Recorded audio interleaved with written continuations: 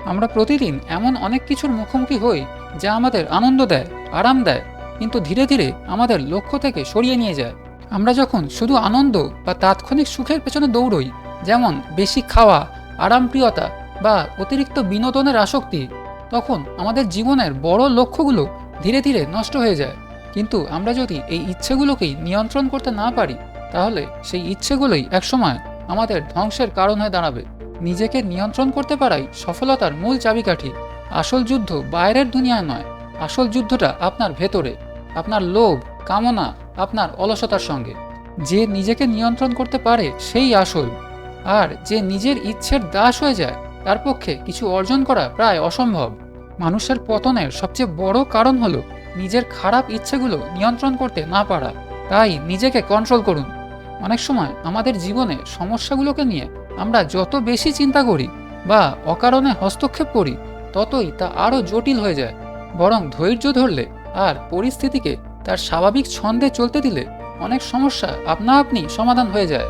কিছু জিনিসকে সময় দিতে হয়, জোর করে পরিবর্তন আনার চেষ্টা না করাই ভালো। ধৈর্য আর স্থিরতা অনেক সমস্যার সমাধান এনে দিতে পারে। জীবনে পরিবর্তন আসবেই, এটা অবশ্যম্ভাবী। অনেকেই পরিবর্তনকে ভয় পায়, একে আটকানোর চেষ্টা করে বা আগের অবস্থান আঁকড়ে ধরে রাখে। কিন্তু পরিবর্তনকে ভয় না পেয়ে যদি আমরা তাকে স্বাভাবিকভাবে গ্রহণ করি, তার সঙ্গে মানিয়ে নিই, তাহলে সেটাই আমাদের জন্য সবচেয়ে ভালো হয়। পরিবর্তনকে এড়িয়ে চলা নয়, বরং সেটার সঙ্গে একাত্ম হয়ে যাওয়াই জীবনে এগিয়ে যাওয়ার সঠিক পথ। জীবনের পরিবর্তনগুলোর সঙ্গে তাল মিলিয়ে চলতে পারলেই আমরা সত্যিকার অর্থে শান্তি ও সাফল্য খুঁজে পাব। আমরা প্রায়ই অতীতের স্মৃতি বা ভবিষ্যতের চিন্তায় এতটাই ডুবে থাকি যে বর্তমানের সৌন্দর্য উপভোগ করতে ভুলে যাই। অনেক মানুষ ভবিষ্যতের সুখের অপেক্ষা থাকে, ভাবতে থাকে যদি আমি এই লক্ষ্য অর্জন করি তাহলে সুখী হব। আবার কেউ কেউ অতীত নিয়ে অনুশোচনায় ভুগতে থাকে। কিন্তু এই চিন্তাগুলোই আমাদের বর্তমানের আনন্দ থেকে দূরে সরিয়ে রাখে।